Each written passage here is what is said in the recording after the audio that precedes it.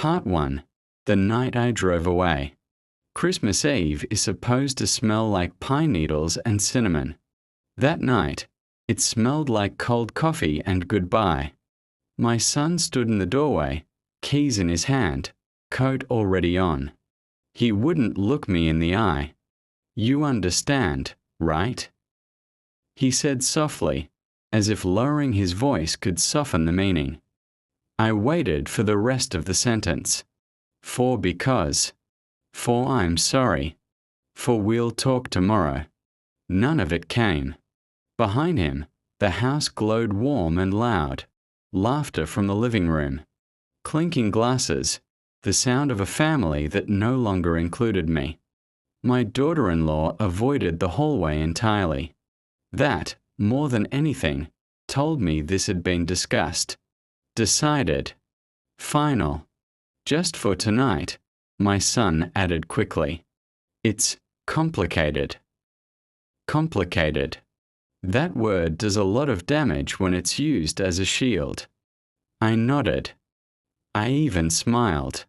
Years of being a father had taught me how to swallow disappointment without making a mess of it. I picked up my coat, the one I'd worn for 15 winters now, and walked past him. He didn't stop me. Outside, the air cut sharp against my face.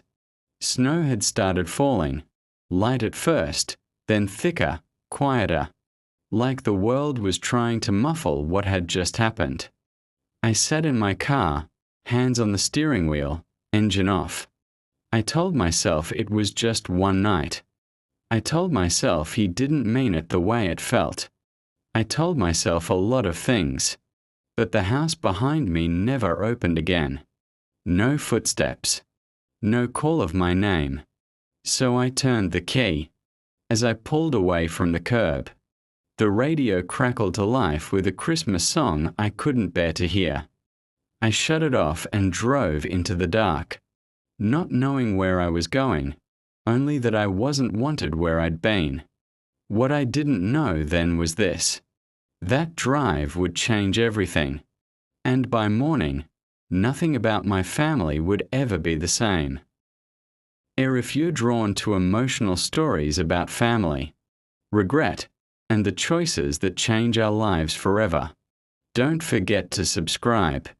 The next part reveals where I went, and why my son would soon wish he'd never let me leave. Part 2. The road that remembered me. I didn't have a destination when I left. That might sound reckless, but after a certain age, you realize some roads matter more than addresses. I drove slowly, letting the tires hum against the frozen asphalt, letting memories rise and fall like the snow drifting past my windshield. I passed streets where I'd once held my son's hand crossing to school, a diner where we celebrated his first job, the hospital where his mother and I had sat awake for 3 nights straight, terrified and hopeful all at once. Every mile felt like a quiet goodbye. An hour passed. Then 2. My phone stayed silent on the passenger seat. No message. No "Are you okay?" No "Come back." I told myself not to check it again, but I did anyway. Habit is hard to break, especially when it's built on love. The highway sign ahead caught my eye. Riverside, 12 miles. I slowed.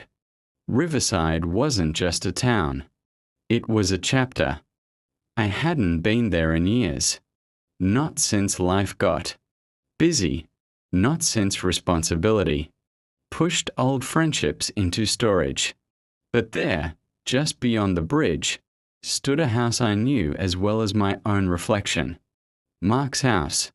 Mark and I had been inseparable once, brothers in everything but blood. We built things together, broke things together, and carried each other through years that would have crushed us alone. When his wife passed, I was the one who stayed. When my marriage fell apart, he was the one who reminded me how to stand again. We hadn't argued.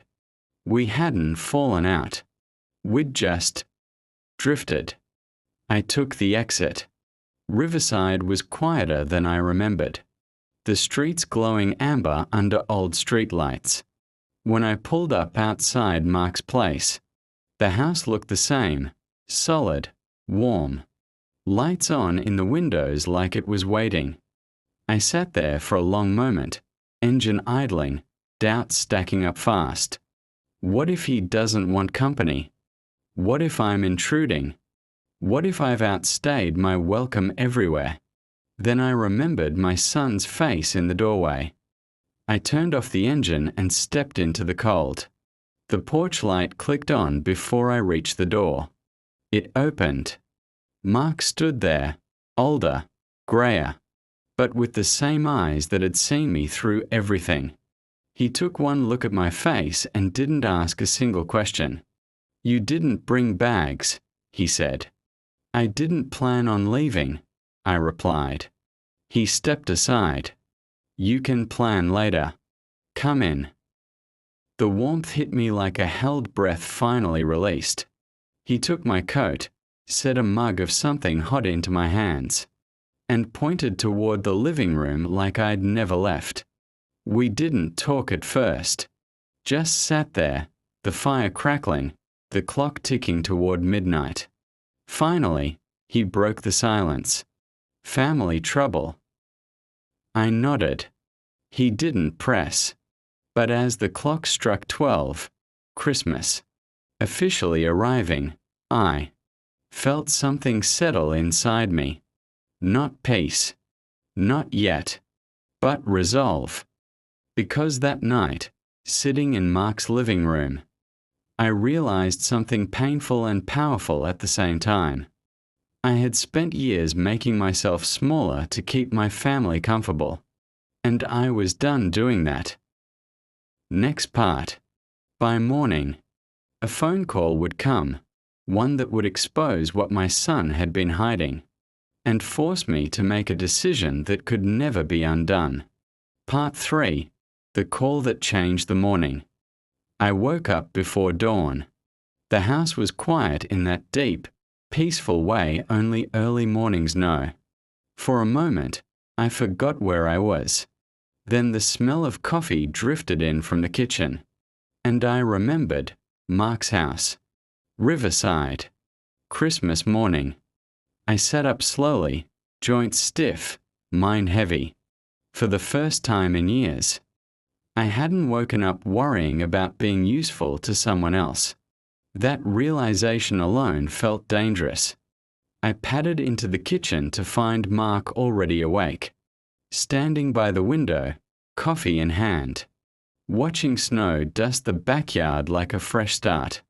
"Merry Christmas," he said gently. "Merry Christmas," I replied, though the words felt unfamiliar.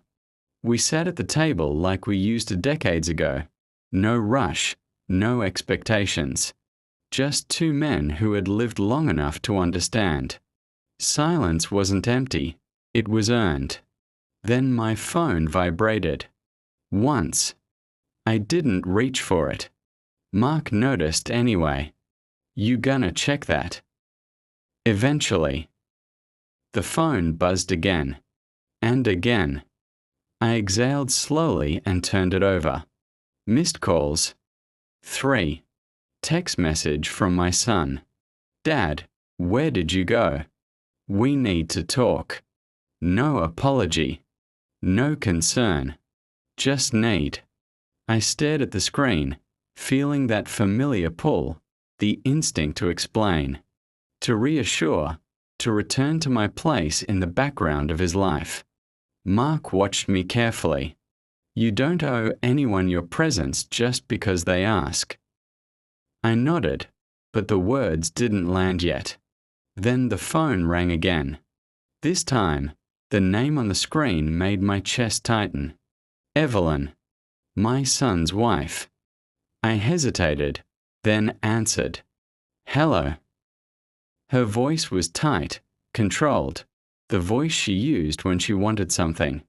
"Where are you?" "I'm safe," I said. "That's all you need to know." There was a pause. Then a sigh, heavy with irritation. It's Christmas, you know.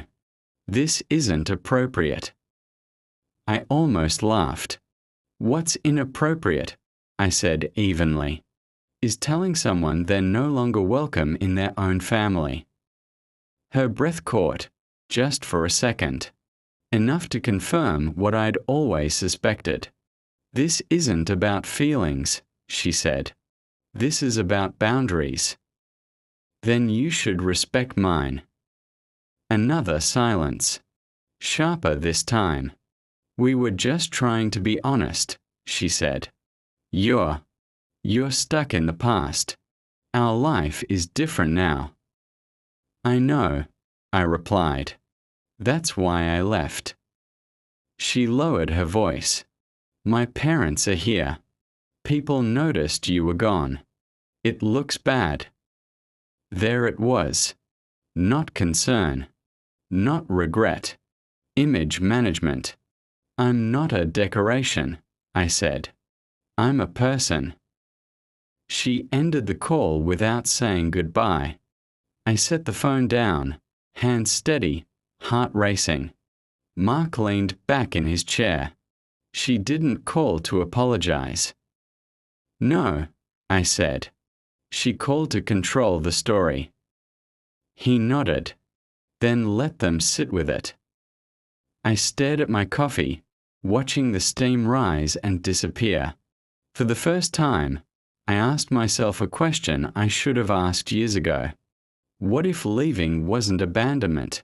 What if it was survival? I didn't return any calls that morning.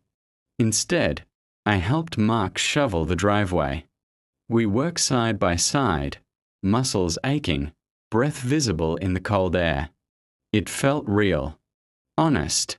And as the sun climbed higher, something else happened. A message came in, from someone I hadn't heard from in over a decade. A name that belonged to a life I thought was long closed. I stared at it, heart pounding, because if that message was true, then Christmas hadn't taken something from me. It had given me a way back to myself. Next part. That unexpected message would pull me into a past I never meant to. Revisit and reveal a truth about my son's choices that would force me to stop protecting him for good. Part 4. The life I left behind. I didn't reply right away. The message sat on my screen like a ghost that refused to fade. From Helen Parker. Is it really you? Mark said you might be with him. I wasn't sure if I should reach out, but I think you deserve to know something. Helen, my late wife's younger sister, the woman who had watched my son grow up, who had stood beside me at the funeral, who had slowly drifted away when life fractured us into separate silences. I read the message 3 times before my fingers moved. It's me, I typed. I'm here. What's going on? The reply came almost instantly. Can we talk? Not on the phone. In person. That line alone told me this wasn't about small talk or holiday greetings. Mark noticed my expression as I slipped the phone into my pocket. Someone important. Yes, I said. From my old life. He didn't pry. He never did. You want company? No. I think this one's just for me. Helen lived only 20 minutes away. I borrowed Mark's car and drove through neighborhoods, decorated in forced cheer, plastic reindeer, glowing wreaths, houses trying very hard to look whole. Her home was modest, warm, lived in. The kind of place where people actually sat at the table and talked. She opened the door before I could knock. For a moment, neither of us spoke. Her hair was grayer now. Mine too. Time had reshaped us both. You look tired, she said softly. So do you. She smiled sadly and stepped aside. "Come in." We sat in her kitchen, mugs warming our hands. The clock ticked loudly, as if reminding us how long it had been since we'd done this. "I wasn't sure you'd come," she said. "I wasn't sure I should," I admitted. She nodded. "That's fair." Then she reached into a drawer and pulled out a thin folder. My chest tightened. "I didn't want to tell you before," she said carefully. I thought it would only hurt you more." "Helen," I said, voice low, "what is this?" She slid the folder across the table. Inside were copies of documents, emails, bank statements. I recognized my son's name immediately, and my stomach dropped. "This started about 2 years ago," she continued, "after your knee surgery, when you were vulnerable." I flipped through the pages slowly. There it was, my son's signature on legal paperwork authorizing changes to property oversight, medical recommendations I had never seen, financial restructurings I had never approved. Why am I seeing this now? I asked. "Because last week," she said, swallowing hard, "your son tried to move forward with something permanent." I looked up. "Permanent how?" She contacted an elder care attorney, one who specializes in guardianship. The word felt like a slap. "He was planning to have you declared incapable," she said. "Not immediately. Quietly. Gradually." I leaned back, heart pounding. All those moments I'd dismissed. All the times I'd felt pushed aside. All the decisions made for me. None of it was accidental. I confronted him, Helen continued. He denied everything. Said it was for your safety. "And did you believe him?" She shook her head. "No, because I saw the numbers." She tapped one page. "He wasn't protecting you. He was protecting access." I closed the folder slowly. The room felt smaller. "I raised him," I whispered. "I taught him right from wrong." "You taught him how to survive," she said gently. "But somewhere along the way, he learned how to take." I stared at the table, shame and grief twisting together. "Why tell me now?" "Because he's moving faster," she said. "And because Christmas made me realize something." "What?" "That if you didn't speak up now, you might never get the chance." I left her house an hour later, the folder heavier than it looked. Driving back to Mark's, I realized something terrifying and freeing at the same time. I hadn't left my son behind on Christmas Eve. I had escaped. And now, for the first time, I had proof. Next part. Armed with evidence I never wanted, I would have to decide whether to confront my son or protect myself in a way he'd never see coming. Part 5. The line I drew. I didn't sleep that night. The folder Helen gave me sat on the kitchen table at Mark's place, untouched, like it might explode if I opened it again. Every few minutes, I'd glance at it just to make sure it was real. It was. By morning, I understood something with painful clarity. This wasn't about hurt feelings anymore. This was about control. I made coffee and sat down, forcing myself to read everything, slowly, carefully, like my life depended on it. Because it did. Emails between my son and an attorney I'd never met. Notes about gradual transition. Phrases like best interest and reduced capacity, sprinkled in polite legal language. A plan designed to look merciful while stripping me of choice. The worst part wasn't the paperwork. It was how calculated it all was. I remembered moments that finally made sense. Why he insisted on attending doctor appointments. Why he'd pushed to handle my bills. Why he discouraged me from driving long distances. Why he told people I was confused lately. This wasn't concern. It was groundwork. Mark came in quietly and set a mug beside me. He didn't ask what I'd found. He didn't need to. "You look like a man who finally sees the whole picture," he said. "I see too much," I replied. He nodded. That happens right before people stop lying to themselves. I took a deep breath and did something I hadn't done since Christmas Eve. I called my son. He answered on the second ring. "Dad." His voice was cautious, guarded. "We need to talk," I said.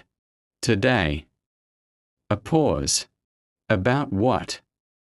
"You know exactly what," I replied. Silence stretched. "Where are you?" he asked. "Not at home," I said. "And not alone." Another pause. Longer this time. "Dad," he began carefully, "if this is about those documents Helen showed you." "So you know about them," I said. The line went quiet. Then, "It wasn't supposed to come out like that." I felt something settle in my chest. Not rage. Resolution. "When were you planning to tell me?" I asked. "Before or after you took legal control of my life?" "You're twisting this," he snapped. "I was trying to protect you." "No," I said calmly. "You were trying to protect what you thought you were entitled to." "That's not fair." "Neither is lying to your father," I replied. He exhaled sharply. "What do you want?" I looked at the folder one last time. "I want you to stop," I said. "All of it. The attorneys. The paperwork. The narrative." "And if I don't?" he asked. "Then I go public," I said. "With everything." He laughed nervously. "You wouldn't." "I left your house on Christmas Eve," I reminded him. "Don't underestimate what I'm capable of now." Another long silence. Finally, he spoke, quieter, smaller. "You're really serious?" "Yes," I said. "And this is your only warning." I ended the call. My hands were steady.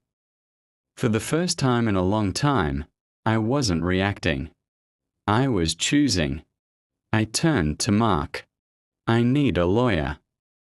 He smiled slightly. "I know a good one." As I gathered the folder and my coat, one thought echoed in my mind, clear and unshakable. I didn't drive away on Christmas Eve to disappear. I drove away to survive. And now, I was done being managed, minimized, or quietly erased. Next part. My son makes a move. I never expected. And I'm forced to decide whether protecting myself means finally letting the truth destroy the image he's built. Part 6. When he tried to control the narrative. My lawyer's office smelled like old paper and strong coffee. The kind of place where nothing was rushed and nothing was accidental. Ruth listened without interrupting as I laid everything out. The Christmas night. The folder. Helen. The call. The threat. When I finished, she leaned back in her chair and said two words I didn't expect. "He's panicking." I frowned. That doesn't feel like panic. It feels calculated. "Panic is calculated," she replied calmly, "especially when someone is used to being in control." She spread the documents across a desk, tapping a few pages with a pen. He tried to move too fast, she said. That's his mistake. Guardianship cases rely on subtlety, on isolation, on time. So what now? I asked. She looked at me directly. Now we make sure you control the timeline. That afternoon, she sent a single letter. Not to my son. To his attorney. It was firm, precise, unemotional. It stated that any further attempt to misrepresent my capacity would be met with immediate legal action, including claims of coercion, fraud, and elder abuse. By evening, the phone rang. My son again. This time, his voice wasn't guarded. It was angry. What did you do? He demanded. I protected myself, I said. You blindsided me, he snapped. My lawyer says this could ruin everything. Good, I replied. Then maybe you'll stop. He exhaled sharply. You didn't have to do this. Yes, I said. I did. There it was again, that old belief of his, that my role was to soften consequences, to absorb damage quietly so his life stayed intact. I was trying to help you, he said. You're making me look like a villain. You did that yourself, I replied. I just stopped covering for you. He went quiet. Then he tried something new. I'm worried about you, he said, softer now. You're isolating yourself. This isn't healthy. I almost laughed. Funny, I said. You only became worried when you lost leverage. He hung up. 2 hours later, my phone buzzed with a notification. A post. From my daughter-in-law. A long one. Carefully worded. Public. Full of phrases like concern, boundaries, difficult decisions. She didn't name me, but she didn't have to. People who knew us understood exactly who she meant. She painted a picture of a father-in-law struggling to accept change, of a family doing their best, of love that sometimes requires distance. Mark read it over my shoulder and shook his head. She's building a story. Yes, I said. And stories spread faster than truth. Ruth had warned me about this. When control slips, reputation becomes the battlefield. My phone started lighting up. Messages from distant relatives, old friends. People who hadn't checked in for years suddenly offering advice. Maybe you should let them help. They mean well. Family is family. I didn't reply to any of them. Instead, I did something my son never expected. I told my story first. Not online. Not publicly. I met with 2 people who mattered. Helen and my doctor. I showed them everything. The papers. The timeline. The pattern.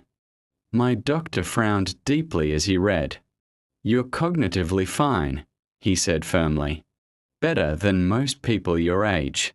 If anyone questions that, I'll state it on record. Helen squeezed my hand. I'll stand with you. For years, I'd believed strength meant standing alone.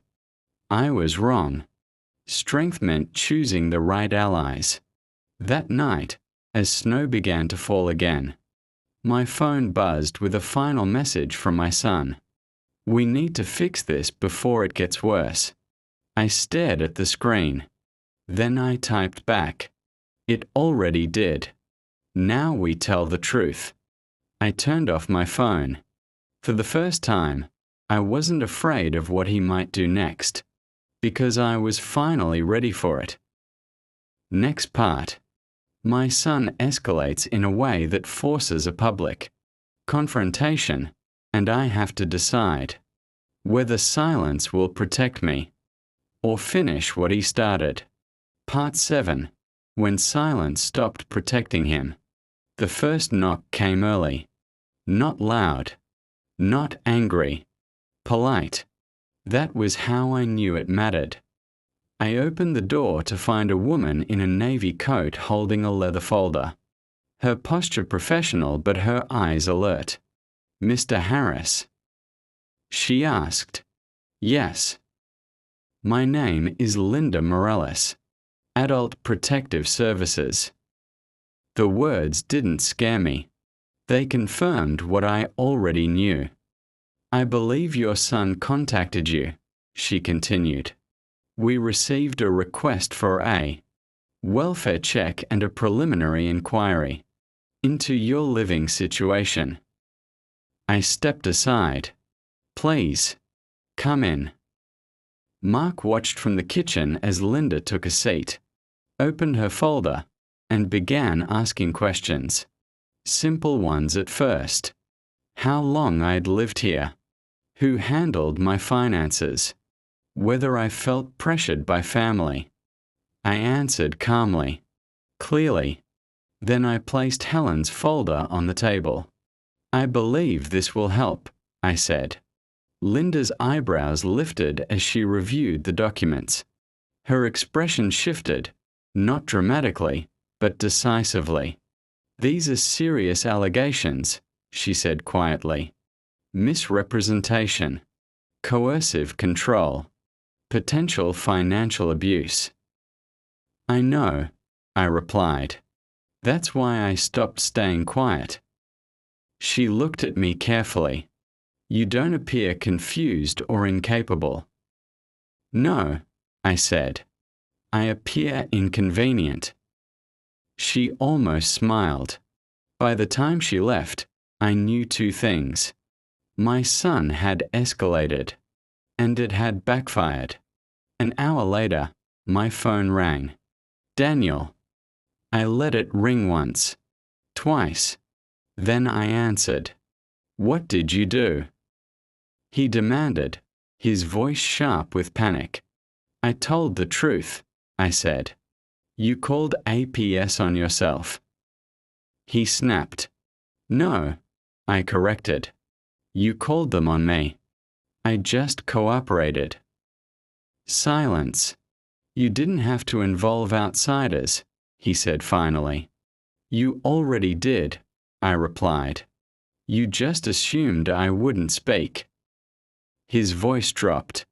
"This is getting out of hand." "Yes," I said, "because control doesn't survive daylight."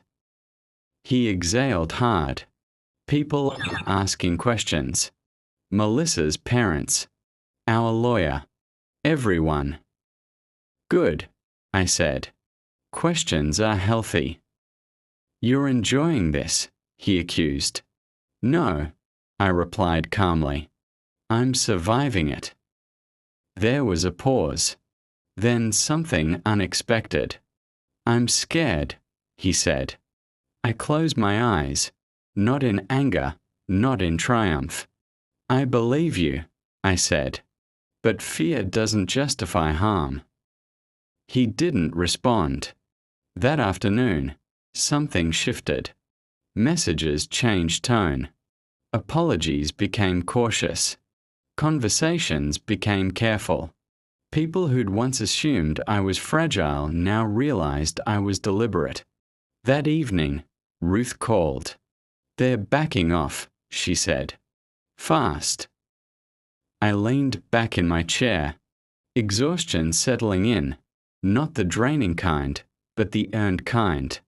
"What happens now?" I asked. She paused. "Now he decides who he wants to be when he no longer controls the story." I looked out the window at the falling snow.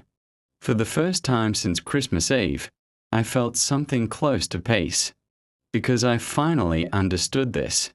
Silence doesn't always keep the peace. Sometimes, it only protects the person hurting you. And I was done doing that. Next part. The final move doesn't come from my son, but from someone who's been watching all along, forcing a choice that will define our relationship forever. Part 8. The one voice he couldn't ignore. The call came the next morning. Not from my son. Not from Melissa. Not from any lawyer. It came from someone I hadn't expected to hear from at all. "Dad," a soft voice said. "It's me." My granddaughter. For a moment, I couldn't speak. I hadn't heard her voice since before Christmas. Not because she didn't care, but because decisions had been made around her, just like they used to be made around me. "I'm glad you called," I finally said. There was a pause. Then, carefully, Mom said I shouldn't, but I wanted to. I closed my eyes. That told me everything. "Are you okay?" She asked. "Yes," I said honestly. "I am now." Another pause. I could hear her breathing, like she was building courage. "Dad's been really angry," she whispered. "Not at you. At everyone. He keeps saying you're ruining things." I chose my words carefully. This wasn't a courtroom. This was a child. "Sometimes," I said gently, "when people lose control, they confuse that with being hurt." She was quiet for a long moment. Then she said something that cut deeper than anything else so far. "He told me you don't want to see us anymore." I felt the air leave my lungs. "That's not true," I said immediately. "And it never will be." "Then why did you leave?" she asked. I swallowed. "Because I needed to learn how to stay without disappearing," I said. "And I couldn't do that there." She didn't fully understand, but she understood enough. "I miss you," she said. "I miss you too," I replied. Before the call ended, she said one more thing, quiet but firm. "I told Dad I wanted to see you. He didn't say no. He just didn't answer." After we hung up, I sat very still. For years, I'd believed the conflict was between my son and me. I was wrong. It had spilled into another generation. And now, someone else was watching how I responded. That afternoon, Daniel showed up unannounced. No anger this time. No lawyers. No threats. Just exhaustion. "She called you," he said. "Yes," I replied. He looked down. "She shouldn't have been put in the middle." "You put her there," I said gently. He nodded. No argument. "I don't know how to fix this," he admitted. "Every move I make just makes it worse." I studied him. For the first time, I didn't see a manipulator. I saw a man who had lost control of a story he'd built his identity around. "There's only one way forward," I said. He looked up. "Tell me." "You stop fighting to win," I said, "and start taking responsibility to heal." Silence. Then he asked the hardest question yet. "And if I do, will you still be there?" I thought about Christmas Eve. The doorway. "The words you understand, right?" "Yes," I said, "but not the way you're used to." He nodded slowly. That evening, something small but important happened. He texted one sentence to the family group chat he once controlled. "Dad isn't the problem. I was wrong." No explanations. No spin. Just truth.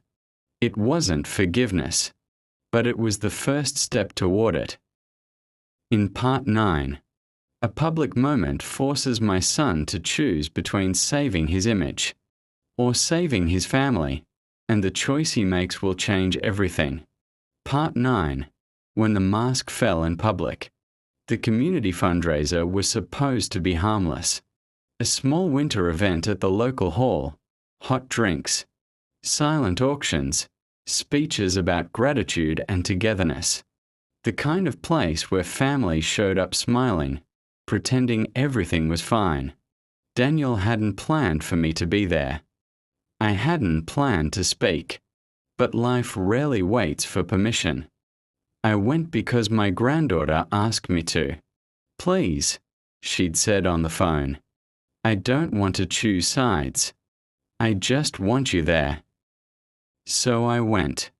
The hall was warm and bright, filled with familiar faces. People who knew me as Daniel's dad. People who'd heard pieces of the story, carefully edited ones. Daniel froze when he saw me. For a split second, panic crossed his face. Then he straightened his shoulders and walked over, placing a hand lightly on my arm like everything was normal.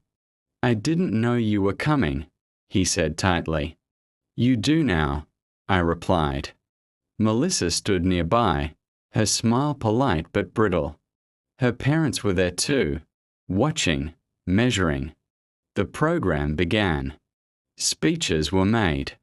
Applause followed. Then the host smiled and said, "Before we move on, Daniel Harris has asked to say a few words." Daniel hadn't told me this. He walked to the microphone, hands gripping it like a lifeline. "I want to talk about family," he began. "About misunderstandings.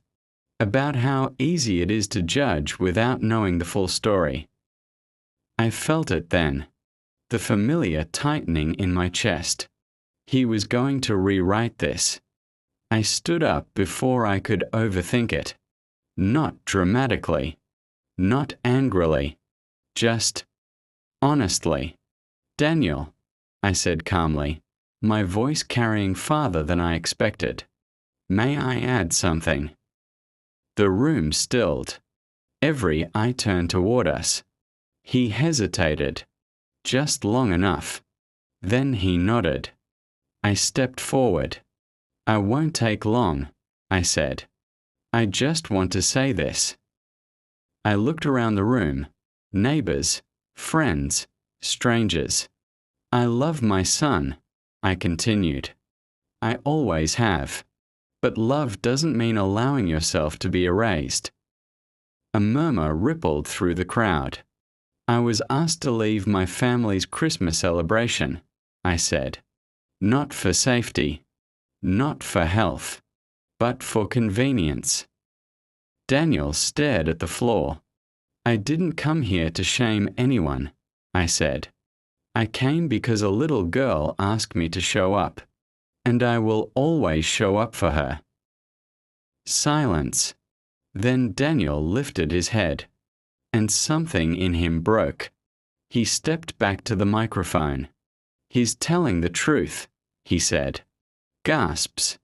"I tried to control the situation," he continued, voice shaking. "I thought if I managed the narrative, everything would be fine." He looked at me. I was wrong. No excuses. No qualifiers. Just confession. "I hurt my father," he said, "and I almost lost my family because of it." The room didn't applaud. They didn't need to. That moment did something applause never could. Afterward, people didn't rush to comfort Daniel. They came to me. Quiet words. Gentle apologies. Hands on my shoulder. Melissa's parents approached last. "We didn't know," her mother said softly. "I know," I replied. "That's why I spoke." As we left, my granddaughter slipped her hand into mine. "You didn't disappear," she whispered. I squeezed her hand. "No," I said. "I stayed." In Part 10, Final, Christmas returns one last time, and I make the most important choice of all. Not about forgiveness, but about what kind of family I'm willing to be part of going forward. Part 10. The Christmas I Stayed. Final. The next Christmas arrived quietly. No dramatic build-up. No forced invitations. No carefully worded messages asking me to understand. Just a simple text from my son. Dad, if you're willing, we'd like you to come. No pressure. No expectations. I stared at the screen for a long time. A year ago, Christmas had been a door closing behind me. This year, it was a door being left open. I didn't reply right away. I took a walk instead. Cold air. Clear thoughts. I asked myself the only question that mattered now. Am I going back to disappear? Or to stand as myself? The answer came easily. When I arrived, the house looked the same, but it felt different. No one rushed me. No one managed me. No one decided where I should sit. My granddaughter ran to me first, arms wrapping around my waist like she'd been holding that hug all year. I'm glad you came, she said. So am I replied. Daniel stood nearby, uncertain, not defensive, not commanding, just present. Thank you, he said quietly. For the invitation, I replied, and for the honesty. We didn't hug right away. We didn't need to. Trust doesn't return all at once. It walks back slowly. Dinner was simple. Conversation careful but real. No one pretended the past hadn't happened, but no one tried to relive it either. At one point, Melissa looked at me and said, I was wrong. Not dramatic. Not emotional. Just true. I know, I replied. What matters is what comes after. Later that evening, as snow fell outside again, my son pulled me aside. I spent a year trying to fix my image, he said, and it nearly cost me everything. I nodded. I learned something too, I said. Love without boundaries isn't love. It's fear. He swallowed. I won't ask you to disappear again. I won't, I replied, but I also won't make myself smaller to stay. He nodded. I understand. And this time, I believed him. When I drove home that night, I realized something profound. I hadn't won. I hadn't lost. I had chosen. I chose dignity over silence, truth over comfort, presence over erasure. And that choice didn't just change my relationship with my son. It changed my relationship with myself.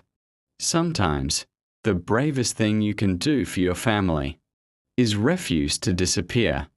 The end.